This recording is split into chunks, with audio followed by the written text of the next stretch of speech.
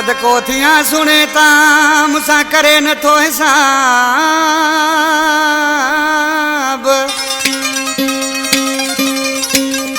ओ सदके थिया सुने ता मुसा करे न थो हिसाब आए मानू ला जवाब जानी मुझो लाखो चवे जानी लाखों ने दोगरे बुधा से दोस्तन के आई आजकल लाखे ही फरमाशा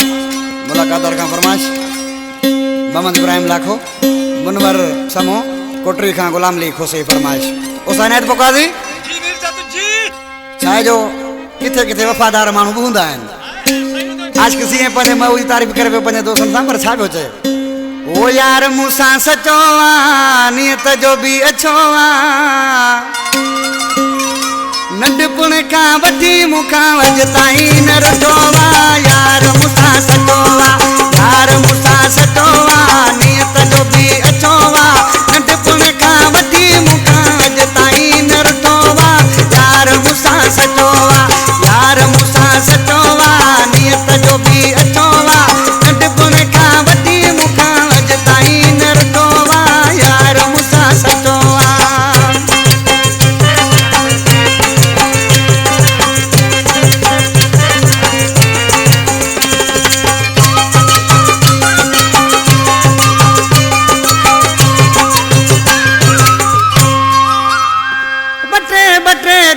मुसा मिलन को नहीं दोवा वरी पान हलो ही दोवा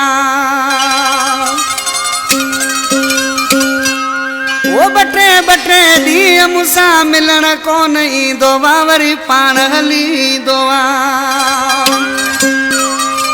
वो नियत जो भी अछोवा यार मूसा सचोवा नंढपुण का वधी मुखा वजताई न रटोवा यार मूसा सचोवा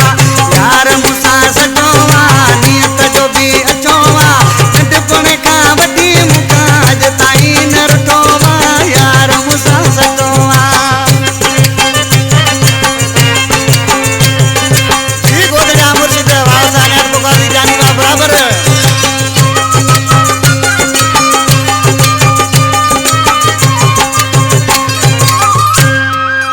मानू भली छा भी चवन सिर लगे सुने साही मुझो सिर लगे सुने साही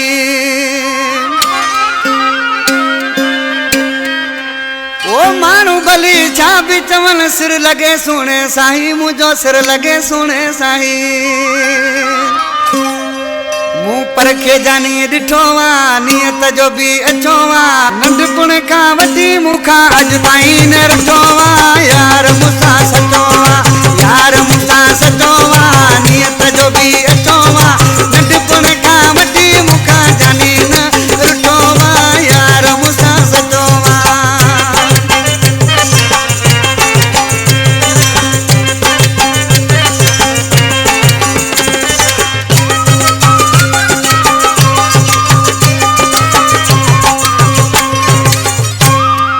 सिंगार करे यार रियाज यार ले कमाया थो चढ़िया यार ले कमाया थो सिंगार करे यार रियाज यार ले कमाया थो चढ़िया यार ले कमाया थो साखा वधू मिठोवा नियत जो भी अचोवा नंढपुण का वठी मुखा अज ताई न रटोवा यार मूसा सटोवा यार मूसा सटोवा